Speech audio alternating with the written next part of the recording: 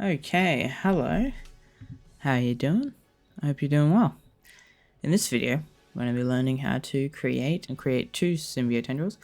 We're going to learn just like a single simple one and a slightly more complex twisting one that you can see in like Marvel's Spider-Man 2. Just a little heads up, this does use geometry nodes. I hope I can explain it well enough that you don't need any experience. It is pretty simple. I'm still pretty new to geometry nodes. I'm still learning, so we'll do our best together. The first thing we're going to want to do, delete the default cube, which you can do promptly by changing from display mode to Blender file, grabbing the mesh right here, selecting it, right clicking and deleting, or view layers, back to your normal one, click the little arrow down here, see the same mesh icon, right click, delete. Now it's gone from the file completely, I think that's how it works. Let's get most of the modeling done. It's super simple. I don't even know if it's called modeling. Shift A, let's add a curve, Bezier. Oh wow, zoomed out. Tab into edit mode, hit this little curved one, X, delete vertices. Put this one in the middle on the x-axis, which you can just G, move it over to the direction you want, click middle click, and it should snap to the axis, and then hold control and it should snap to the grid. Now this is actually perfect for us, so what we're going to want to do, E, move it to the first grid, and we're just going to make sure, yep, so it's not rotated correctly. We're going to rotate on the Z axis 180 degrees, and we're going to do the same for this one right here. Then we're going to hit E, snap it with control to the next grid point, and we'll just hit Shift R to repeat the last action we did. So now we have, oh whoops, these are all supposed to go 2 meters, not 1. Apologize for that.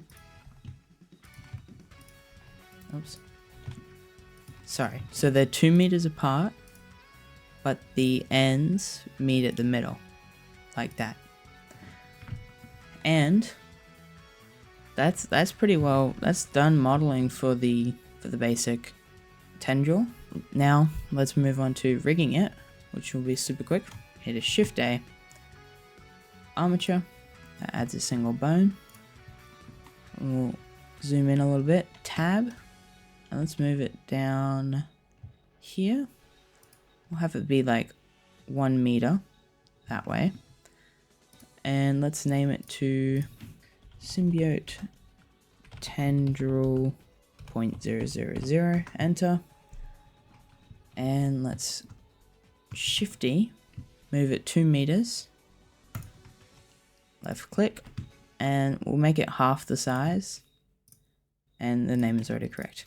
So we'll move this one 2 meters on the x-axis, and then we can just Shift D for each 5 points, so this bone's a bit bigger or easier visually to see. Let's pretty up the armature while we're here. Let's add Shift A, empty, choose a shape. I personally prefer the cube, and we're going to change its size down to about half of it, so 0.5. Select our armature, Control Tab, it takes us to pose mode. We'll select each bone, and in this category, this little tab here, go down to Viewport Display, Custom Object. You can type E for each of them. So now you can see they're displaying as the empty. Now they're not those what are they called? I can't remember. Doesn't matter. Now that we've got our nice cues, but you want to spice it up just a little bit more, make it a little less boring, we can go to this little stickman down here, go to the bone groups, add 2 bone groups, name one ends, ends, and middle. We'll select these 2, the 2 end ones. Oh, that's right, you can see the empty, so it's perfectly sized. Select the 2 end ones, assign that to that. Select the middle ones, assign it to the middle. Change the default colors to whatever you want. I personally prefer red and blue. And so now you can see, only in pose mode it looks like that, but I still think it's cool. Okay, now let's actually get our Bezier to move with them, which actually is super easy to do. We just need a hook modifier, or we need 5. Hook it to the armature, and we can just hit Shift D 4 times. And we'll just reorganize this so they're in the right order. So it should go 0, 1, 2, 3, 4, just like our armature. And we'll go into edit mode, select this one. You have to select the bone, which is 0, and you assign it. Then you go to the next one, select 1, assign it.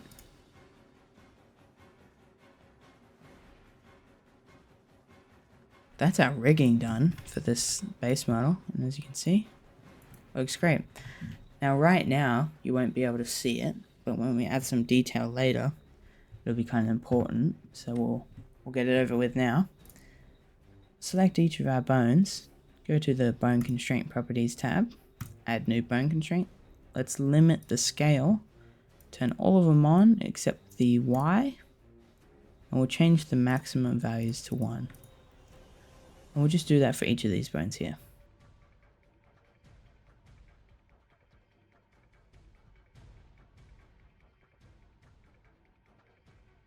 There we go. So now if we go into pose mode, you'll see they only scale on that Y-axis. This is actually, we're pretty well done for this base tendril. We are done with this 3D port. Let's head over to the geometry nodes tab. Let's select our Bezier curve, and we'll hide the armature for now because it's a little distracting. And actually, another thing we'll do while we're here, we'll name everything. So this is the Symbiote Tendril armature. I misspelled tendril. There we go. Actually, just copy paste this so we don't have to do it manually. And you just grab the name, you grab this icon and you drag it down there. So then you don't have to name the data version of it. We'll go down to empty, paste it in, and we'll change Bezier curve to that. So now it's our Symbiote Tendril curve. Actually, this is our single version, because we have different versions of this one right here. And while we're organizing, might as well add groups. So we'll call this one our Symbiote Tendril armature, which put all that stuff in there, so we can just hide that. We can just hide the group, and then we'll call this one our Symbiote Tendril single. Move this one in there. Then let's add Symbiote Tendril twist, and then Symbiote Tendril detail. So now that that's all organized, let's actually get to the geo nodes. Select our curve, and let's add a new thing here. We'll just pin this so we can select other stuff. Not that we should need to, but so we can see this group all the time. It pins it for us. So dumb. Anyway, let's get started. We're going to move this over here so that doesn't shift around, move all the time. And the first node we're going to add, Shift A. You can click that or you can hit S. And we're going to search for a resample curve. Misspelled that. Join it in here. And we'll turn on snapping, grid snapping, so then it looks all organized. We'll plug this into a trim curve. So this is actually so we can, oh my goodness. This is so we can actually animate it. You might be able to even see it here. If we bring the end down, yep. Sees our curve coming in. Now, let's plug this into the set curve radius. Right here. Whoops. Plug it in there. And we do have more to add to this, but we'll do that in a moment. We'll just move to the curve to mesh node. Plug that one in there. We need to stop doing that. Leave a little gap. That'll be important in a second. Now, let's add the profile of our mesh, which we can easily do by adding a curve circle right there. And that's our profile. You can already see, pretty tiny, but that's our circle. Well, that doesn't look very special. It's just a tube. That's because it is. We're going to fix that right now. First thing I'm going to do, give it some thickness, except we're going to give it some nice curves so it isn't all the same size. We can easily do by adding the spline parameter node. Plug the factor into a float curve node so we can control what it looks like. And then we plug this into a math multiply node right there. Then we plug all this into the radius. There you go. Well, that isn't what we want, is it? We want it coming from the base down to the tip. And we might also want to add some a little bit of spice to it, I guess. Which we can easily do with the float curve. We just shift that little point there. Point that down. And we'll put a point there. You can see how it kind of became bulbous at that middle point. This is its profile. So it's like its silhouette. Move this one down and we'll add another point up here. Hold control to snap it to this grid here. And if we change it to these ones to these nodes, yeah, we can delete that one because it does this for us. The reason we're pointing this one here, and we'll move it over as close as we can, like that, is so that if it's like coming out of its back or something, there isn't just a big hole coming out the back. And if you want to change the scale, just change the multiply. Pretty easy. But you're asking me again, for some reason, I feel like you could just wait, be a little patient. You're asking me, well, that looks boring. I'm gonna add a little pizzazz, which we can do super easily. The reason we left this gap here was so we could add some noise to it, which is done by adding a noise texture. So search for a noise texture, move this down a bit. We'll change it from 3D to 4D so we can animate this W thing. Plug the color into a vector subtract. We'll plug the subtract into a vector scale. Then what we're going to do, plug the spline parameter into a color ramp. We'll plug it into a math multiply. Nope, not vector. Do it again. I'll just duplicate this one here. Save a bit of time. There we go. Okay, then plug this one into the scale. Now, to actually get it to affect our curve, let's add a set position node right there. And vector scale to the offset. You might have seen it already, but there you go. There's our noise. The reason we added the curve is acts as our like area of effect. So what I like to do is I like to have both the ends not affected by the noise texture so that they are where the armature says, and that makes it easier for us to add things onto the ends as well. So all we need to do, get this white one, let's point it at 0.4 plus, point this one at 0.6 plus, and we'll point that at 1. Change that one to black, change this one to white. Now you can see each end stays where it's supposed to be, but we've still got noise at the middle. You can look at this color ramp as like its area of effect, and you can control the intensity with this, but we'll leave it at that for now. My personal settings for this is 2 on this one. Just change the, you don't have to actually do this does nothing, but I just think it looks nicer. Also, we need to change this to 0.5 just so it adds the noise, but it doesn't move it too far from its actual position. And that is pretty well fundamentals of this, except we're gonna add some pizzazz. First thing, make it look a bit nicer, add a subdivide surface node, plug that in there, and then add a set material node that'll come in later. Now we can just move all this over here. But we'll move this group output back a bit because we want to be able to use this for another thing. So we want to use all the settings in the modifier so we can have the same setup but change some of the settings. We'll do that right now. Plug the end into the input here. Let's click N to bring up this tab. Select group. And we'll change the name of this end to base animation. Like that. And you can see now it's popped up in the modifiers here. And that does our base animation, our appearing animation. Pretty simple. Now, let's get the noise animation, which is why we have it at 4D. So we can animate the noise, change the name to the appropriate thing. And now if we move this slowly, you can see how it's like rippling along. That gives it just some passive animation without having to do it by hand, which is pretty sweet. Next, let's be able to control the thickness as well. We'll change that.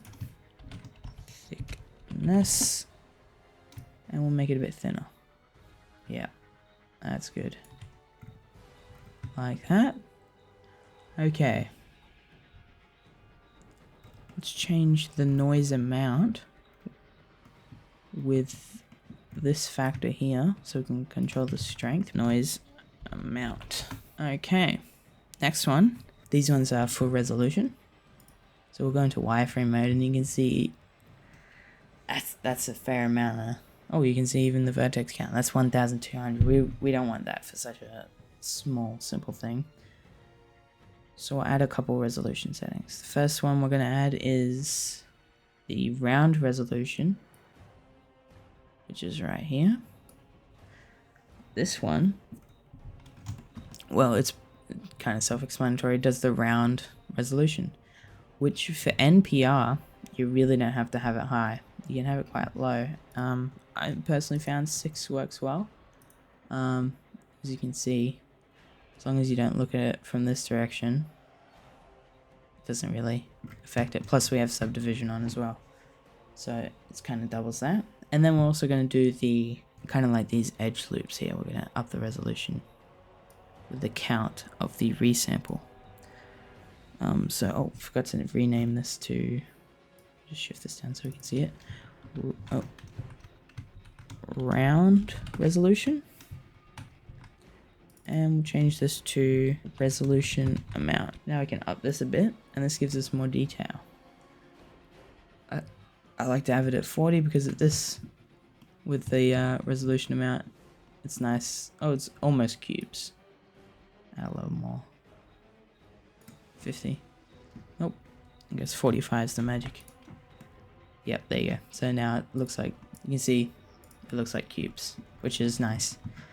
And it's good for a lot of NPR shading, having cubes. Okay. This is the base one done, which is pretty sweet. So we'll have a quick look with our rig, what we can do with it. Move it around, we can scale it. We can, it's a nice alien sort of shape. Nice alien tube sort of thing. Sure, you could use this for a lot of stuff. Okay. So this doesn't quite have enough alien pizzazz, I guess. And then it's actually super easy to do. So we'll do that right now. What we're going to do is we're going to grab our single one. I'm going to Shift D, move it to our detail collection. Rename it to an appropriate name, like instead of single detail. Enter, and we'll change its data thing to that. Now, before we get started, change its thickness down a bit. Yep, that looks good. And let's edit it. Select this first point. We'll move it out about here. Move this one down about here. And move this one out about here. And we can add some rotation to these to make them look a little more natural around the curves. And there we go. Got one strand, pretty easy. A, select all. Go to our 3D cursor, Shift D, R, and then Shift D, R again. So now we've got, actually we'll grab this, L to select linked and rotate it a bit more like that. Now we've got our details on the end here. If you want to have like a super thick tendril, we want to be able to control like how far the details go out. So to do that, I'm going to use some shape keys. Let's add 3 shape keys. The first shape key, I'm going to tab into edit mode, still with the 3D cursor on. S, Shift, X, so that's going to scale it on every axis except the X axis. And we're going to hit 0, so it's 0 on each axis except the X, just like that. Now, go back here, our first key, boom, it's tiny. With the second key though, we're going to hit tab. We're going to do the same thing, S, Shift, X, except we're going to do 2 instead of 0. That's super far out. We can move this first key up. We can delete this bases key. Paste the name though to the first one. And now we have control of the width. So you can, yeah, pretty sweet. And we'll call this width, believe it or not. And we'll stick it about, 0.5 for now, for how thick this particular tendril is. And there you go.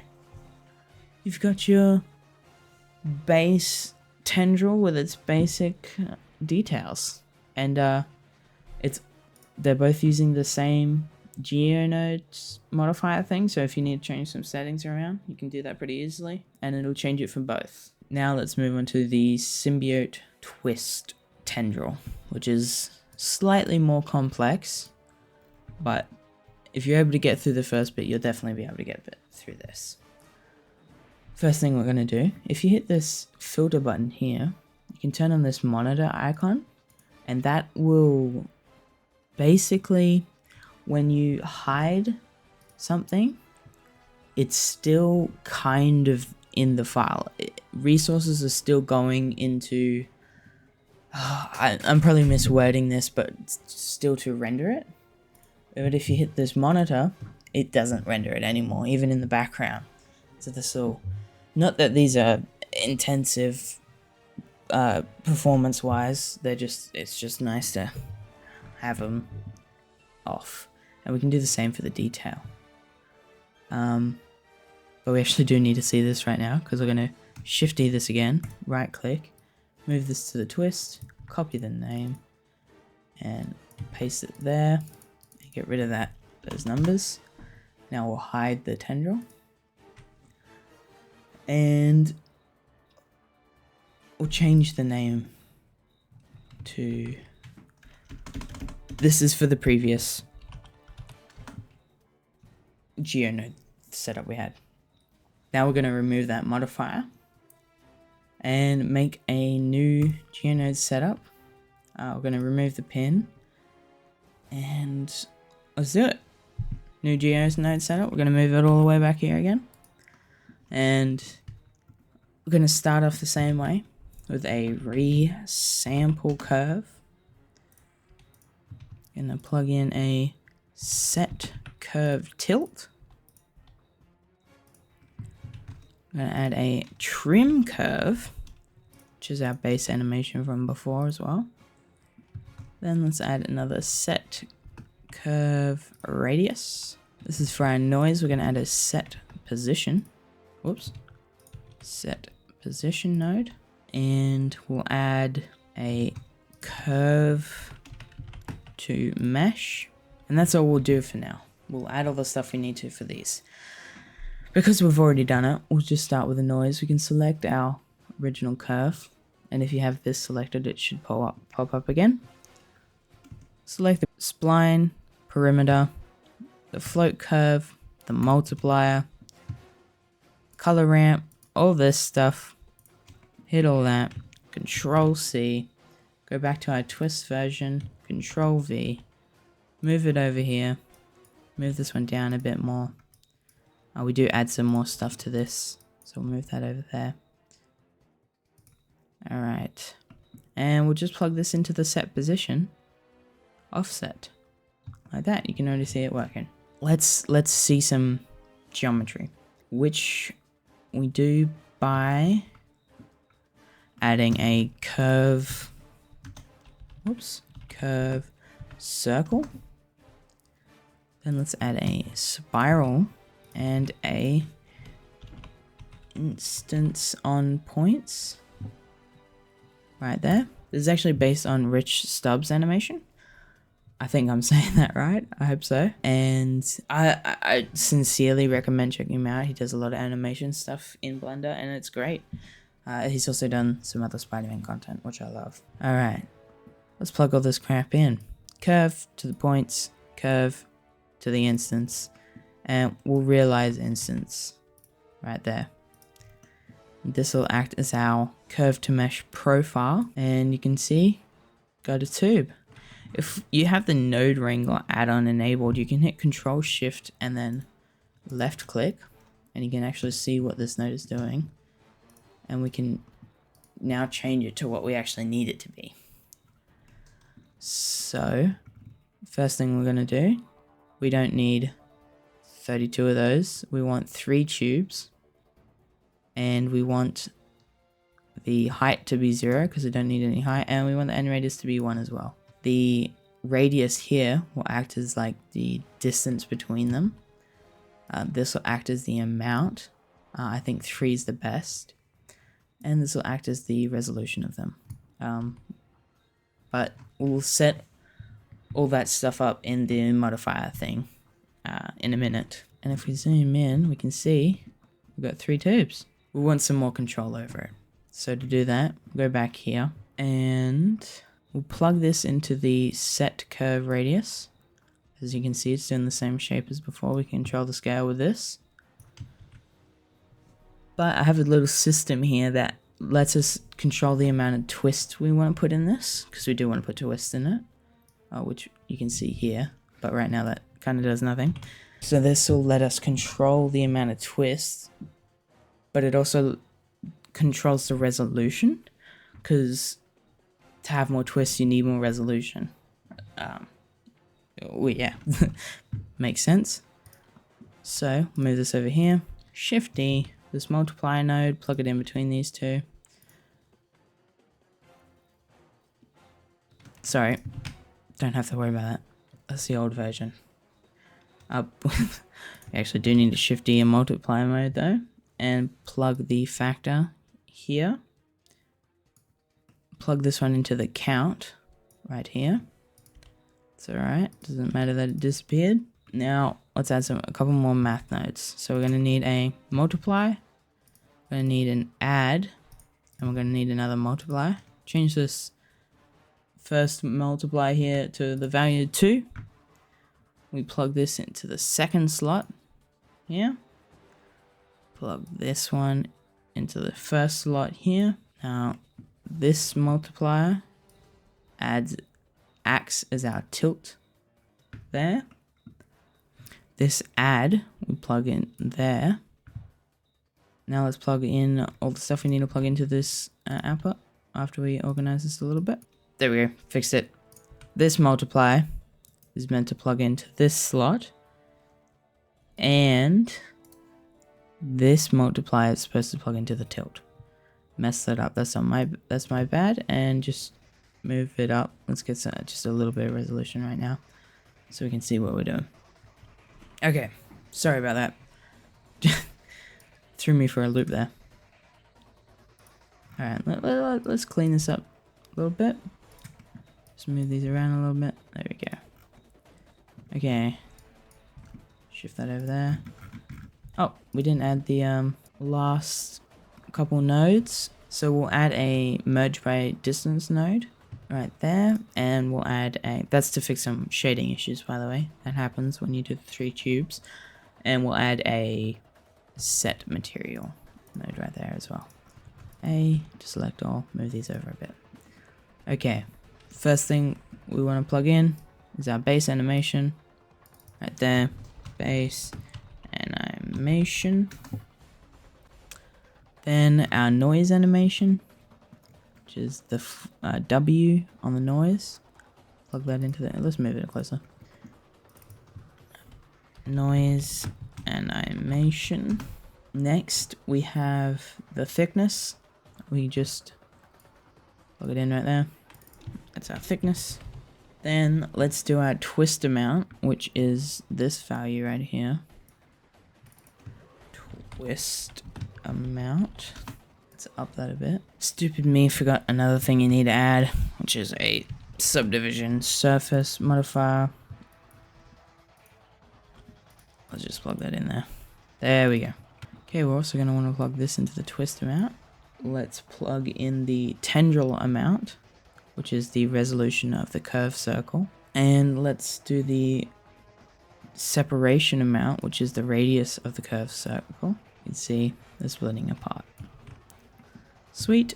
Now let's get the noise amount, which is this factor down here next to the color ramp. Noise amount. Now the round resolution, which is the spiral resolution. And round. There we go. And now resolution amount, which is the multiplier node down here. Resolution amount. There we go. Then we have the subdivision level, which we just call subdivision. There we go.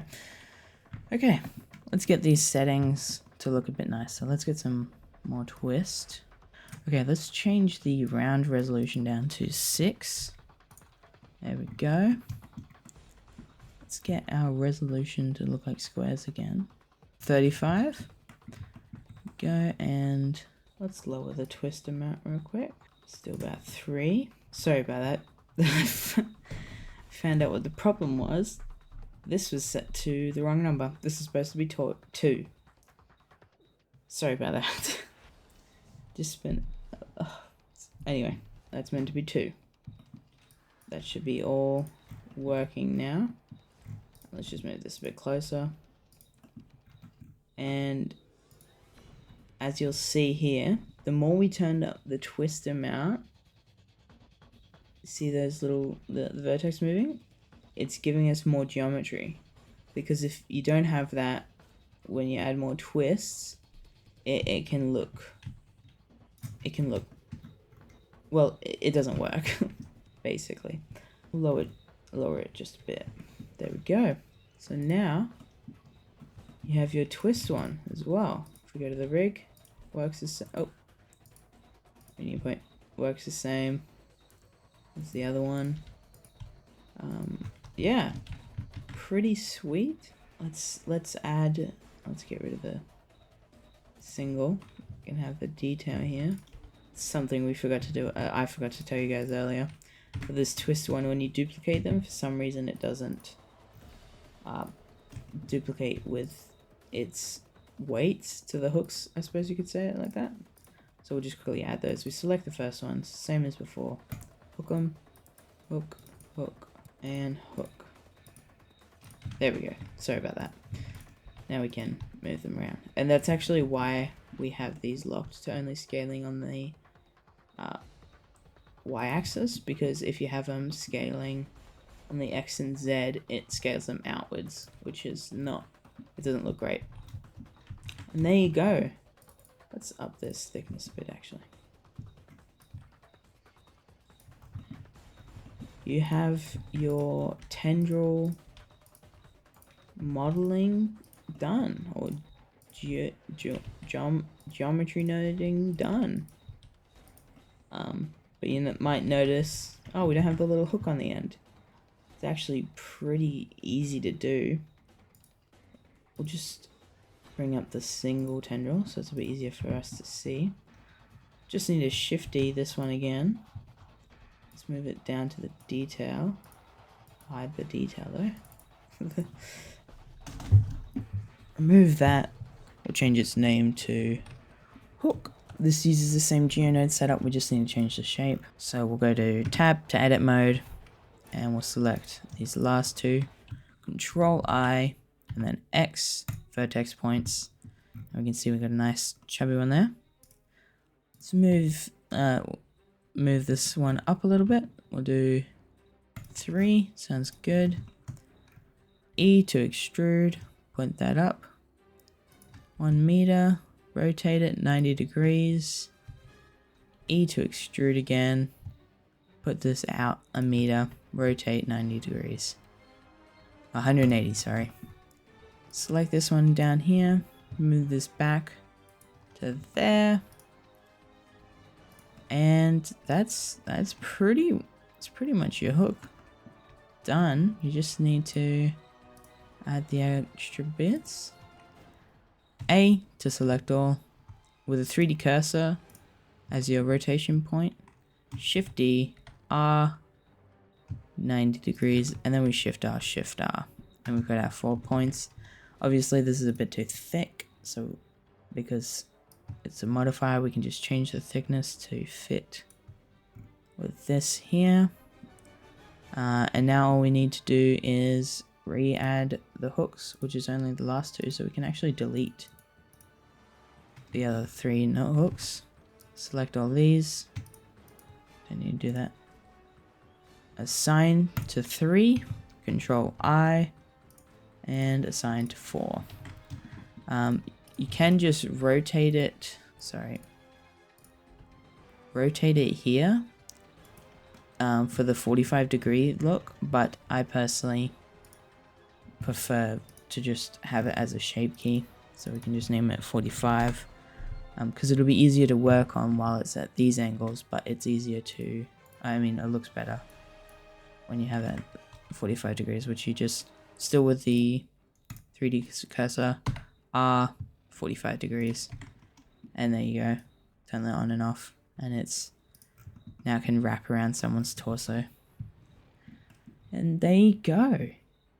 You've got your Symbiote Tendril modeled out, almost all done. What do we have left now? Well, we've got the material to do, because it is right now pretty ugly. This is for NPR. This isn't for realism. I'm sure it wouldn't be too hard to make a realistic oily texture, and it isn't too hard to do it in NPR either. First thing we're going to do is add a new material and delete it, the principal BSDF, but you might notice, it doesn't come up here. That's because geometry nodes for some reason doesn't just let you apply the material the normal way. You have to do it with a set material node we put there before. So let's select that, and we'll also select our twist and set the material to that. Oh, sorry, back to the shading node. We'll rename the material to Symbiote Tendril material. And it's super easy. Uses a Fresnel, I think that's how you say it. Fresnels. I've never had to say that out loud before. This node, it just plugs into a color ramp, so we can clamp the colors. There we go. Color ramp. Change it from linear to constant. Flip the node's color ramp around, bringing white to the first one. We'll bring this down to 0.35. Add a new one, and we bring this to 0.1. Plug this into a mix, and then value. There we go. Oh, I see. That's not what I meant to do. It's meant to play the factor of the mix. Then we just plug this into a emission node. Right there. Surface. And we can use these 2 nodes to change color. I like to keep that black. Zoom in a bit. And I like to keep this a super dark gray. There we go. I don't know if that'll come well through YouTube, but it has this oil slick kind of look. It should show up, but I don't know if it's super compressed or not, whatnot. And that's how you make your Symbiote Tendril and your Symbiote Twist Tendril. Obviously don't have to use this shader, but it's super easy, and I think it looks pretty good, pretty comic-y. my favorite pose to do with these is a spiral. Funny enough, I think it looks the best like that. And let's just change the thickness of this one a bit because it's a bit too thick. Thickness, bring that down a bit. There we go. And we'll bring the thickness down on these two. And the thickness down on this.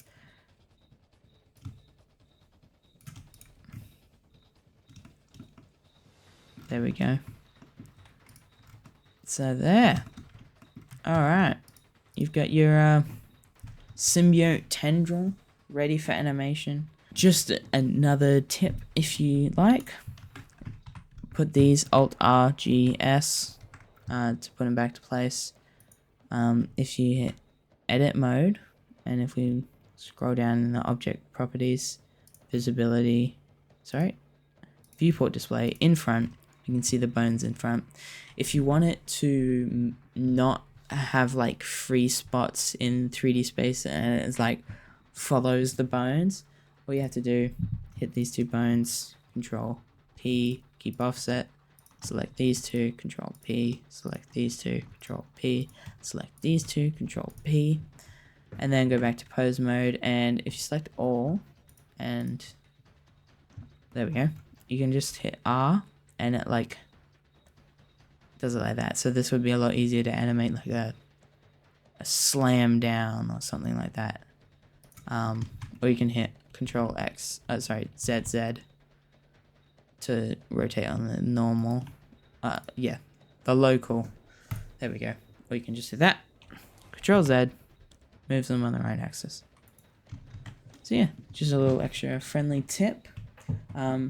If you didn't want to do all this work, which is totally understandable, you can just give me your money and I've already done it for you.